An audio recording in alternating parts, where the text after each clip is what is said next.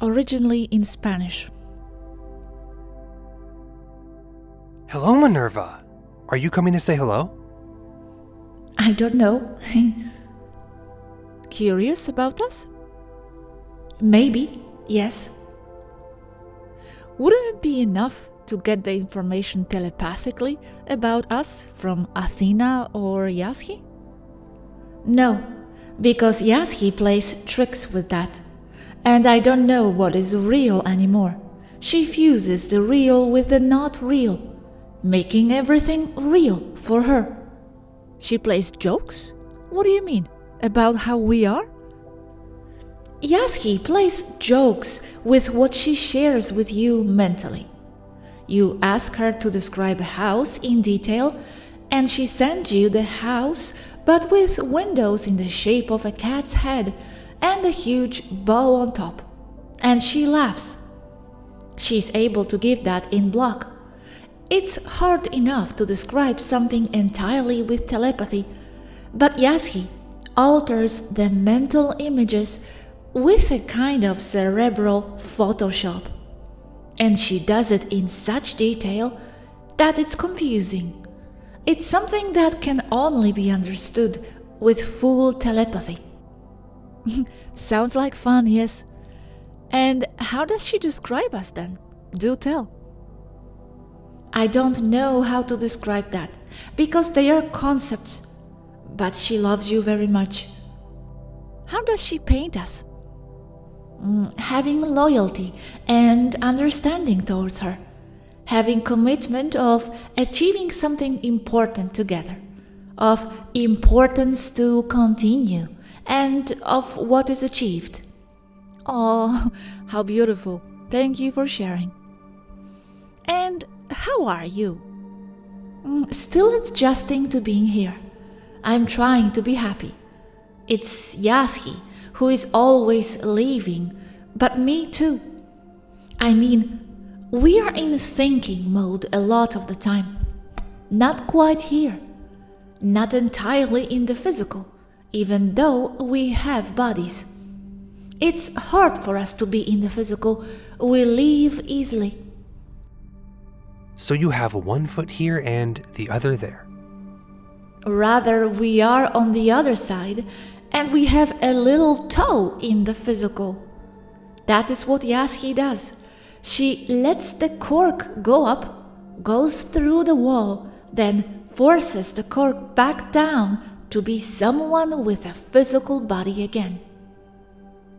We love the Taygetans very much, but sometimes we need to live in our own density. Being with them is fun. They are nice, but they envelop us in their routines and with it in their existential density. I understand. And what do you think about Earth and all that is happening? Yasgi says it is still winnable. Do you think so? I see everything. People winning and not. In the end, it is a win-win, as a tremendously eye-opening experience for the expansion of the human mind, for the release of attachments to self-centered concepts that have caused them to manifest in self-reinforcing circles, creating all the chaos. I feel it will cost a lot in lifetimes to stop all this. A lot in lifetimes. Yasgi said recently that she even sees the people taking control in the not-so-distant future. And 5G antennas could be used for birds' nests. But she also sees us losing. Nothing is fixed yet. That is one outcome of many. It will be up to the people with minds to determine what the outcome will be. The others that follow the accepted system basically do not exist. The reality as of today is that I think 80% of the population has taken the shot. Then, as a minimum, 80% of them will perish. You can see this happening as a maximum test, boss-level video game. What matters is not even surviving. It's what everyone takes away with them, what they managed to keep from their stay in life. Everyone will die. All of us will die. What matters is what they achieved in life, what they kept, their souls. But the thing is that many will not keep their souls. Souls will leave, and others will be AI robots. Where will their souls go? They will be assimilated into the source consciousness soup. Also, the fact that they gave in means that they will no longer be able to enter those bodies, because little by little it will take them out of their bodies. Slow and progressive disconnection. But it is the same as death in the end, and they will all go to wherever it is that they are destined to go, being who they truly are. But will they go off Earth to other places? Or will they come back to Earth? Or wherever their frequency dictates? But their frequency could not be very high in the first place if they gave in most cases. So they will come back to Earth? But on the other hand, it was said that it is a mass exit of souls from Earth. Yes, their frequency couldn't be too high if they got it, if they did not rethink things and question what they were told by the media. Where you will go will always depend on who you are. But remember that you are not going anywhere. You are only living the reflection of who you are. So it is not only impossible to know where they will go, but it is simply not for us to say, because each person will make their own world. Because they are not going anywhere, they are their world. Their souls do not go anywhere. They simply are, and they live what they are, not what they want. Although what one wants is always linked to what one is. Yes, as a guide of possibilities to choose, but it does not have the power to determine who you are. I can think of going to throw coconuts at Tina, who is outside, but I won't do it because I don't want to hurt her. I thought about it though, but the thought still doesn't determine who I am. Yes, but if it's some kind of a very strong desire, I think it does reflect who you are. In my life, whatever I wanted strongly, I did it. And I think that's what defined me too. Like, for example, I wanted to come to Barcelona, so I did. And it defines me at the same time. It's who I am. Nomadic, changeable, explorer. But yes, there are types of passing wants too. Those don't define, or not very much. Yes, these are others.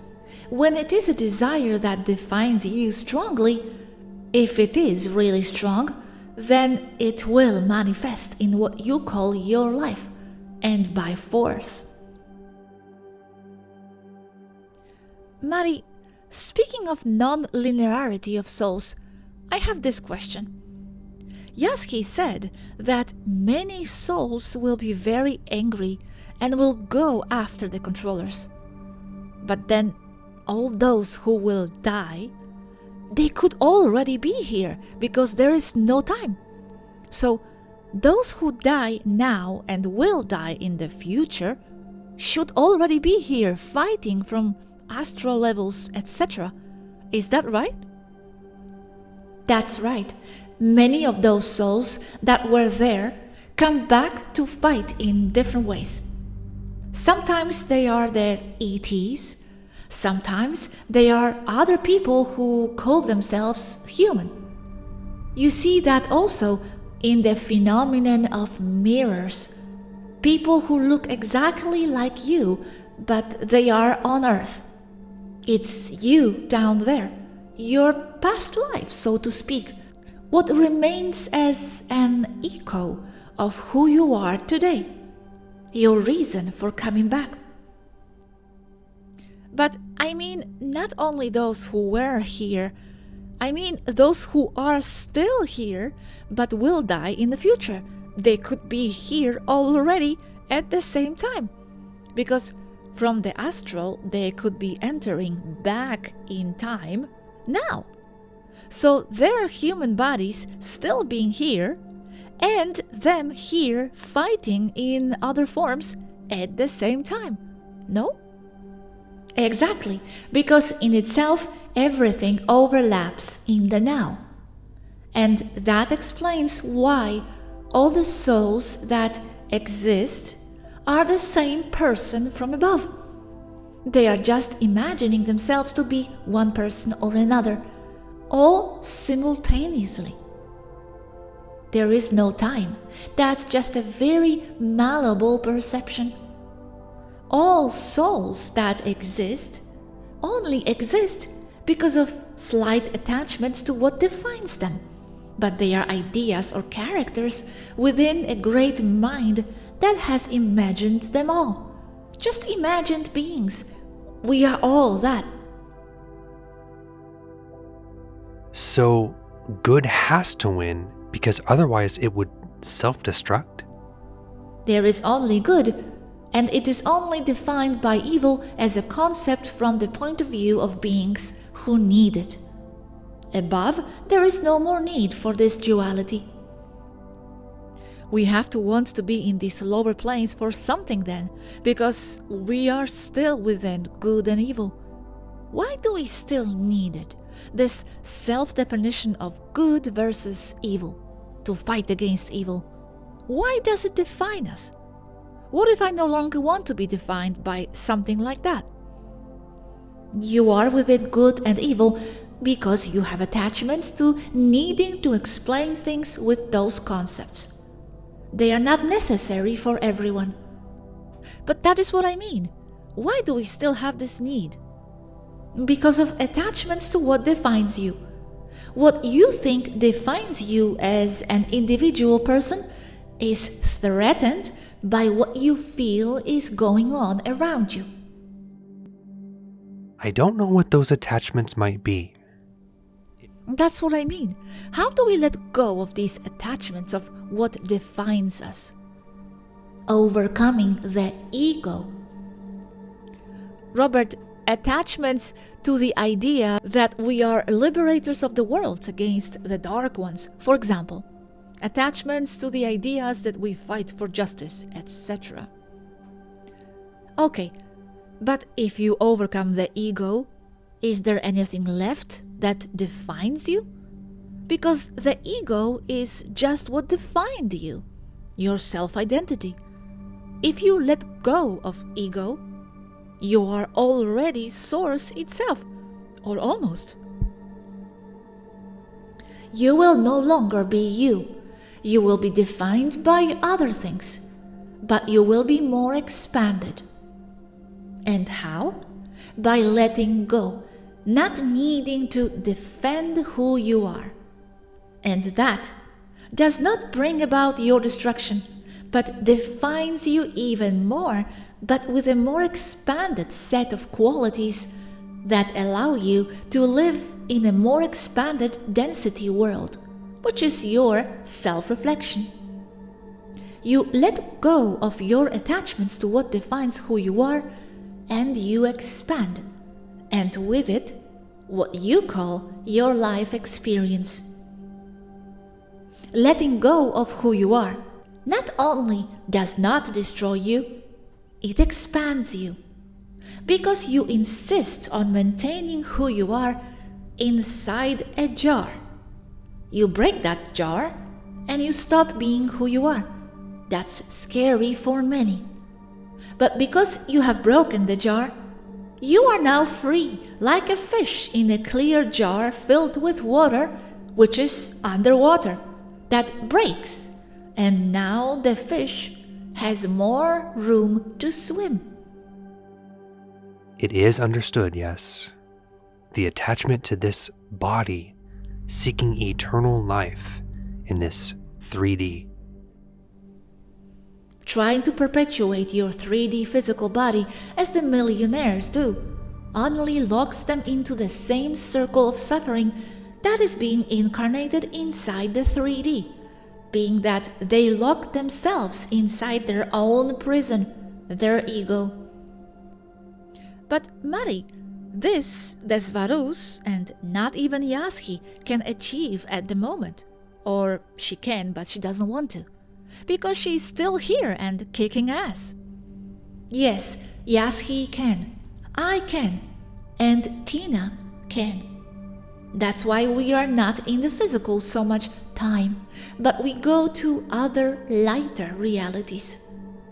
We only keep the concept Yaschi and the concept Mari and the concept Tina to be able to interact with other beings who need to see us as someone.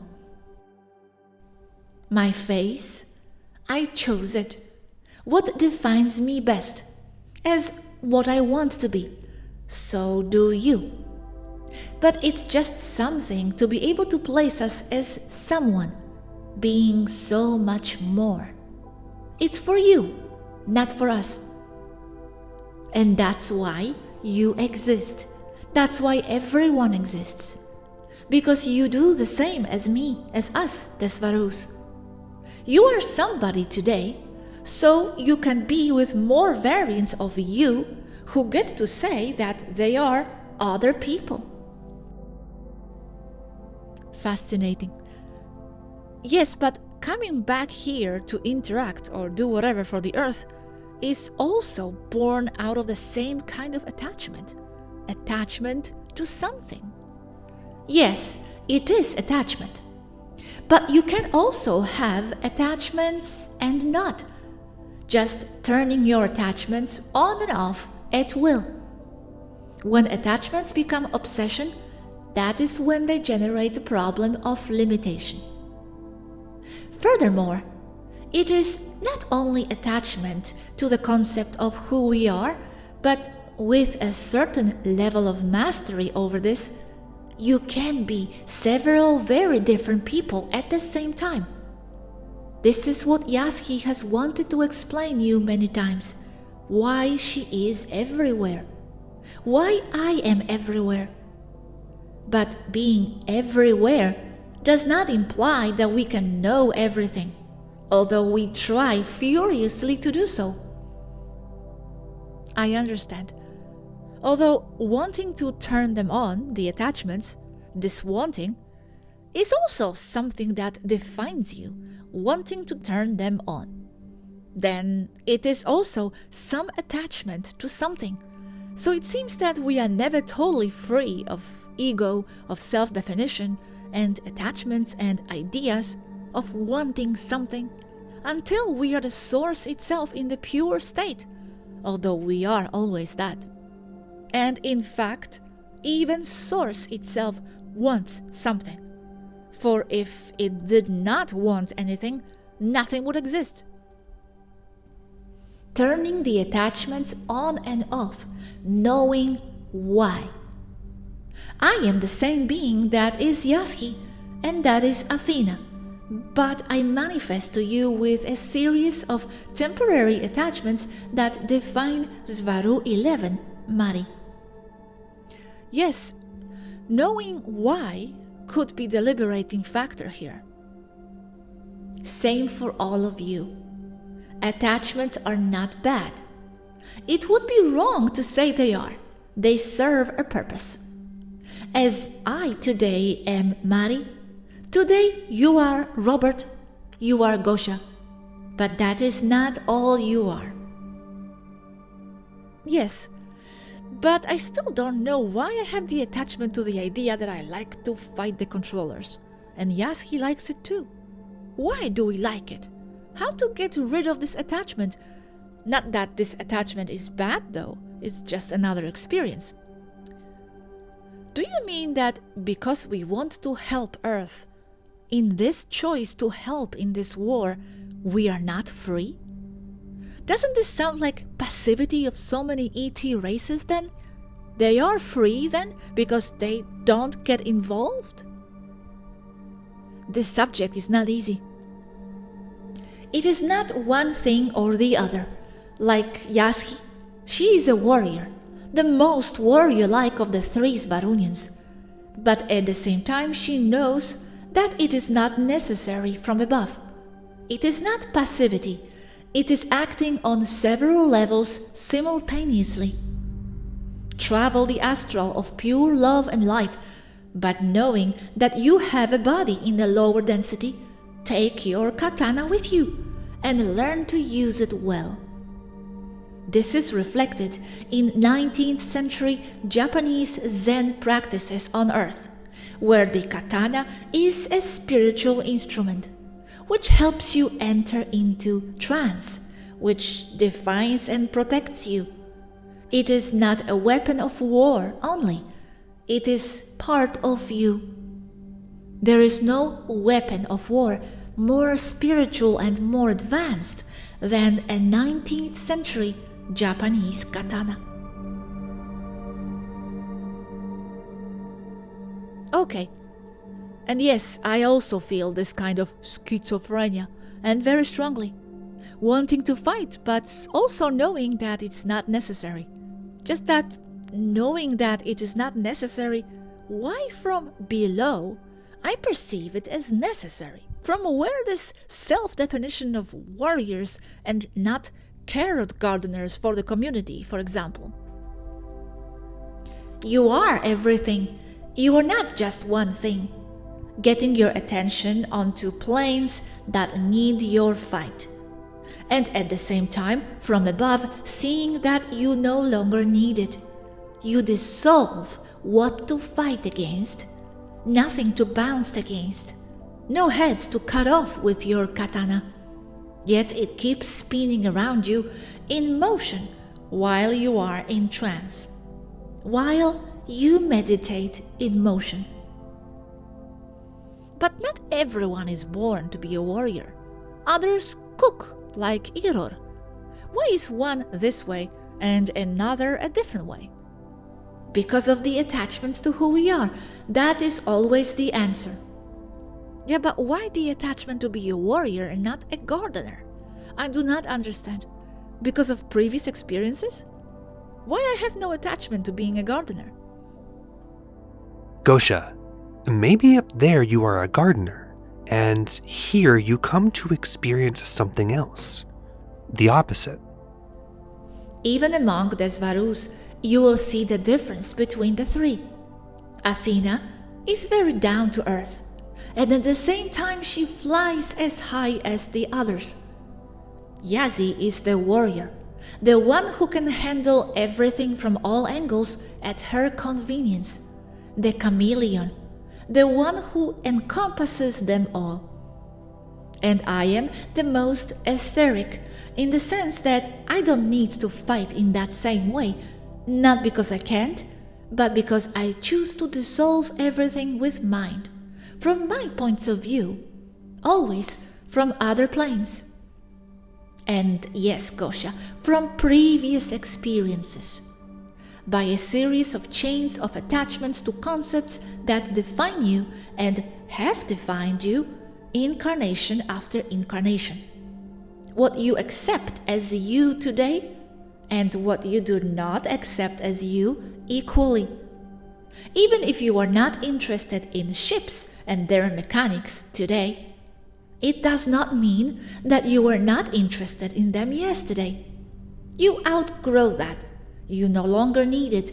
You let go of that attachment. But it still defines you. Yes, it's true. I am not as interested in ships and the mechanics and as I was supposed to be before I got into immersion. So how is that, if it used to define me?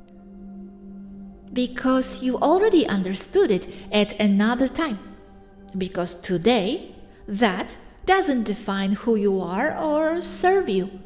although it still defines you. Oh, not needing it, I let it go. Okay, interesting. I am interested in ships and everything from other planets and species. Because it defines you. Because you, whether you like it or not, you are still within what defines you with interests according to your gender. All that about ships and everything is more masculine. That's why Gosha moves away from it and you move closer to the subject. Because everyone is working inside a jar that can only include a certain amount of ideas to hold on to. You have to break the jar. From here, we Swarus can treat any topic without it defining us or bothering us or depending on gender or age.